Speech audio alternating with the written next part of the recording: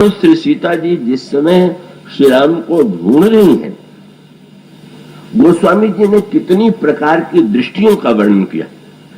अब वही महत्व का पूर्ण तथ्य है कि ईश्वर की ही आवश्यकता नहीं, ईश्वर को देखने के लिए दृष्टि चाहिए, और अगर वो दृष्टि न हो, रावण का दुर्भाग्य यही है कि वो तो 20 आंख वाला है, पर श्री राम को तो नहीं देख पाया। श्री राम को सामने देख करके भी उसको किसी आनंद और रस का भान नहीं हुआ, और इसीलिए तो अंगद को रावण की सभा में यही जाके कहना पड़ा।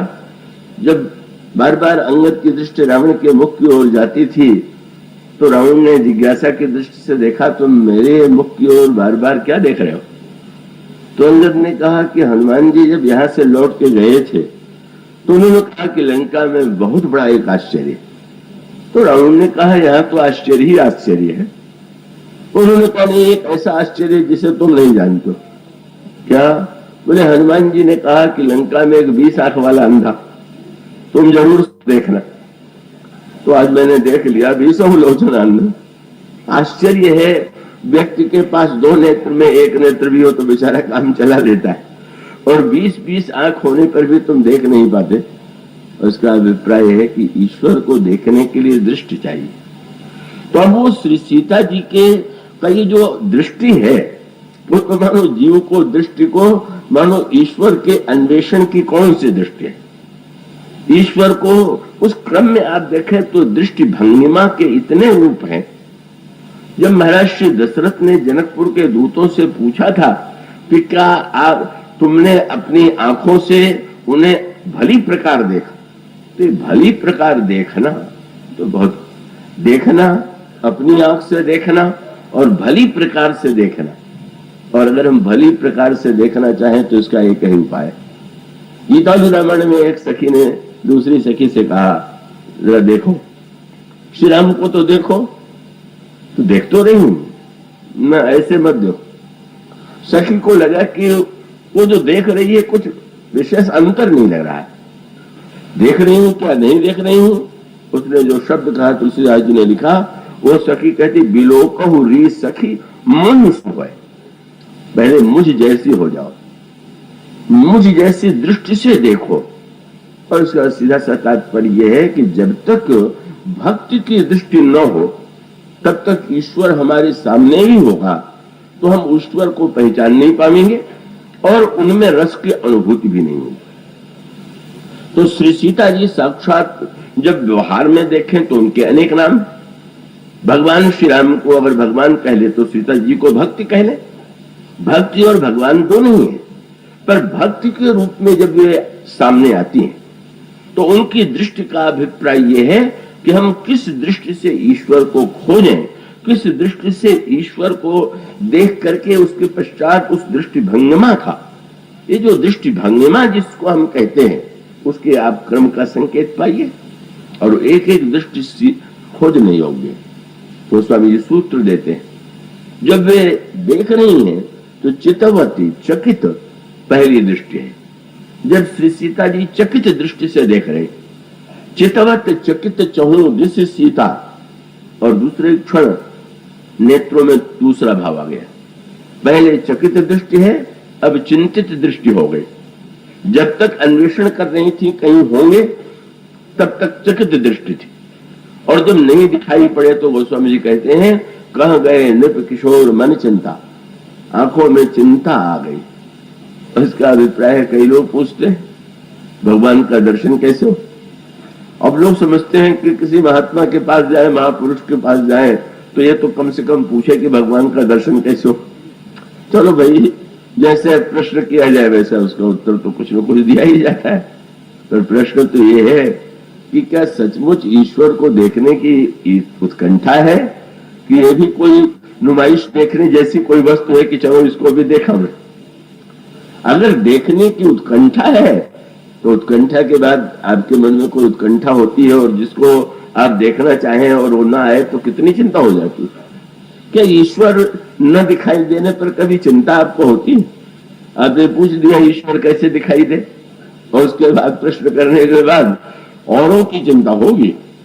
हमारा आपका कोई पुत्र हो ना आवे तो कितनी चिंता हो जाती है। कोई प्रियजन ना है तो कितनी चिंता हो जाती है। क्या ईश्वर के लिए हमारे अंतःकरण में वह चिंता है क्या? मानो श्री किशोर जी बताते हैं, चिंता तो आवे कहां गए नृप किशोर मन चिंता, और फिर और दृष्टि परिवर्तित होती। जह विलोक मृग शावक नैनी, जनुतः बरिस कवल स्थित श्रेणी। जिधर दृष्टि डालती है ऐसा लगता है कि जैसे श्वेत कमलों की वृष्टि हो रही। मानो सांकेतिक अर्थ ये है कि जब श्री राम मिथिला में दर्शन के नगर दर्शन के लिए गए तो सखियों ने पुष्प की वर्षा की। ये भी स्वागत की पद्धति। श्री सीता जी ने देखा तो वाटिका में खड़ी है, वे भी तो पुष्प श्री राम के लिए स्वागत में बरसा सकती हैं। वो स्वामी जी ने कहा दृष्टि, उन्होंने फूलों की वर्षा की पर स्थूल फूलों की नहीं। तब बोले दृष्टि ही ऐसी है कि जैसे श्वेत कमल बरस रहे हो। मानो जब आपकी दृष्टि में सात्विकता आ जाती। जब गोस्वामी जी श्वेत कमल की बात कहते हैं कि जहां विलोक मृग शावक नैनी, जनुतः बरिस कमल सित श्रेणी, और इसका अभिप्राय यह है कि सचमुच सबसे सुंदर पुष्प जो है वो तो भाव पुष्प है, दृष्टि का पुष्प, जिसमें सात्विकता हो।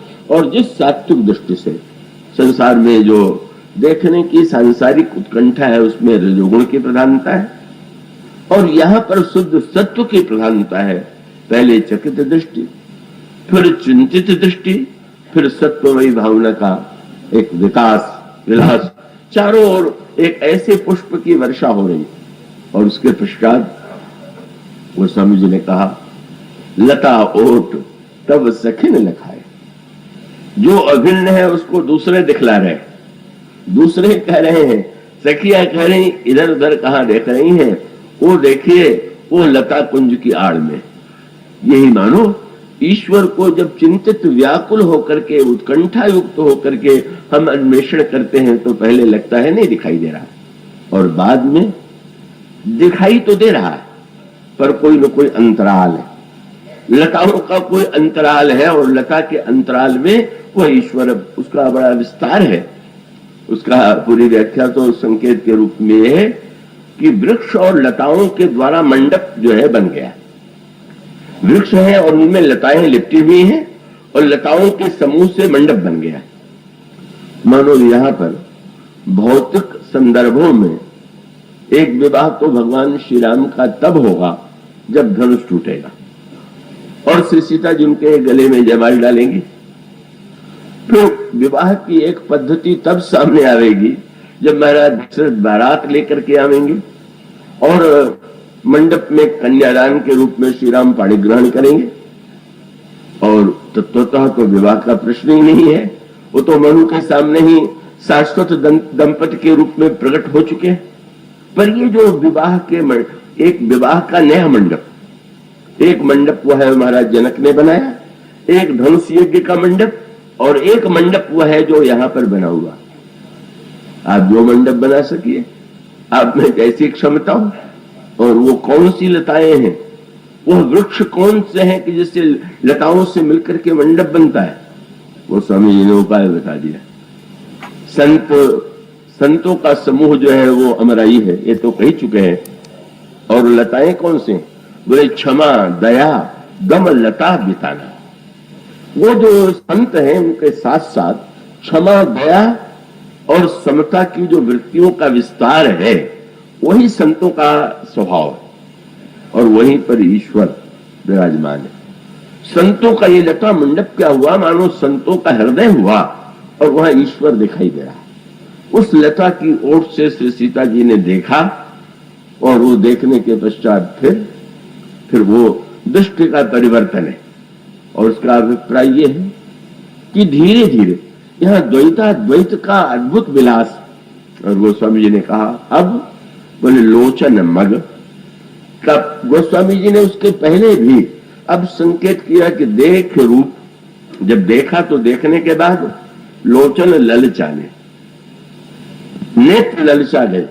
पहले चकित हुए, फिर चिंतित हुए, फिर सत्व का उन्मेष हुआ, और फिर नेत्रों में लोभ की भावना आ गई। कितनी बड़ी बात लोभ तो किसमें नहीं होता, लेकिन क्या ईश्वर का लोभ?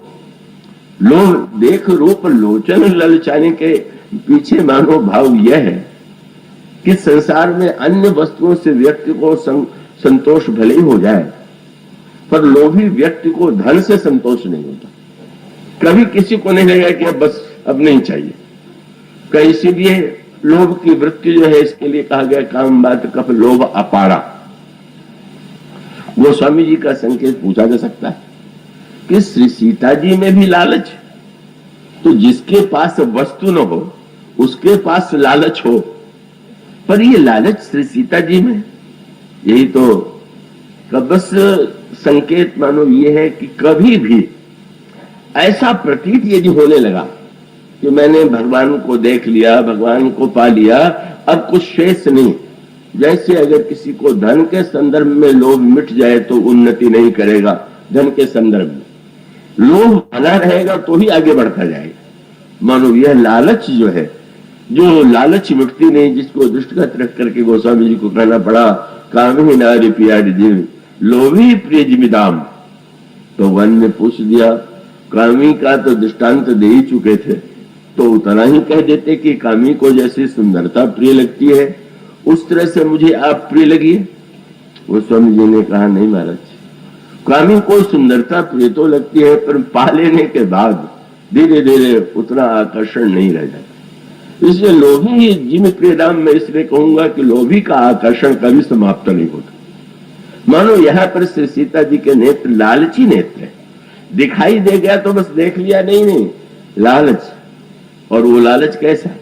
देख रूप लोचन ललचाने और हर से जन निज निधि पहचाने। अभी तक अपरिचय था, खोज रही थी, श्री राम निधि है, पर एक अंतर है। हुआ है कि जनकपुरवासी तो जब देखते हैं तो अपलक देखते हैं, और श्री सीता जी ने देखा तो नेत्र मूंद लिया। तो पूछा गया ये क्या हुआ? अन्य लोग नेत्र खोल करके देख रहे हैं तो सीता जी नेत्र मूंद करके क्यों देख रहे हैं? तो गोस्वामी जी ने कहा कि भाई भगवान राम तो निधि है, और जब भगवान राम निधि है तो कहीं निधि बाहर लुट रही तो लुटने के लिए लोग दौड़ पड़ेंगे। जब जनकपुर में श्री राम आए तब यही हुआ। गोस्वामी जी ने लिखा, धाये धाम काम सब त्यागी मनहु रंक निधि लूटन लागी। जैसे खजाना है और उसको दरिद्र लूट रहा हो। पर यह गोस्वामी जी ने बड़ी मधुर कल्पना की, कविता की, भाई दूसरे का धन लूट रहा हो तो लूटने वाले बहुत, पर अपना धन कहीं खो गया हो और मिल जाए तो पहला कार्य व्यक्ति यही करेगा कि इसको जल्दी से बंद करो, किसी तरह से इसकी सुरक्षा हो। गोस्वामी जी ने इसीलिए सीता जी के संदर्भ में एक शब्द और बढ़ा दिया। श्री सीता जी ने निधि के रूप में ही राम को नहीं देखा, निज निधि। अन्य लोग को मानो दरिद्र के समान इस निधि को पाना चाहते हैं, पर ये जिनकी निज निधि है वह कौन है? तो तो सीता जी। और जब अपनी निधि मिल गई तो जो लोभी करता है वही उन्होंने किया। बोले लोचन मग राम ही उड़ आनी दीने पलक कपाट से आनी। तुरंत बंद कीजिए किवाड़। मानो ईश्वर को पा लेने के बाद सबसे बड़ी बात यह है कि उसको भीतर बंद कर लीजिए, किवाड़ लगा दीजिए। हम लोग मंदिरों में भी जाते हैं, चित्रों में भी देखते हैं, पर किवाड़ ऐसा खुला हुआ है कि कब भगवान आएंगे, कब संसार आएगा, कब व्यक्ति आंखों में आ जाए, इसका कोई ठिकाना नहीं। मानो वह वृत्ति जो ईश्वर को पाने के बाद, अब उस ईश्वर को पा लेने के बाद ऐसा हृदय में भाव उत्पन्न हो जाए, वो संकेत वही किया था जनकपुर के दूतों ने। महाराज दशरथ ने जब पूछ लिया था, मेरे पुत्रों को देखा, अपनी आंख से देखा, अच्छी तरह से देखा, तो उत्तर देते हुए दूतों ने कहा कि महाराज अपनी आंखों से बहुत अच्छी तरह से देखा। दशरथ जी ने पूछा अब कैसे मान ले? तो उत्तर दिया कि महाराज बस यही उत्तर हमारे पास है कि जब से आपके पुत्रों को देखा तब से दिखाई देने बंद हो गए। देव देख तो बालक दो, अब न आंख तरह तो को निरपेक्ष दृष्टि हो गई। अब निरपेक्ष दृष्टि, अब इसका बड़ा विस्तार है, रामायण तो महाग्रंथ है, अनंत सागर है, यही कपाट जो है वही तो सर्वत्र रक्षा करता है।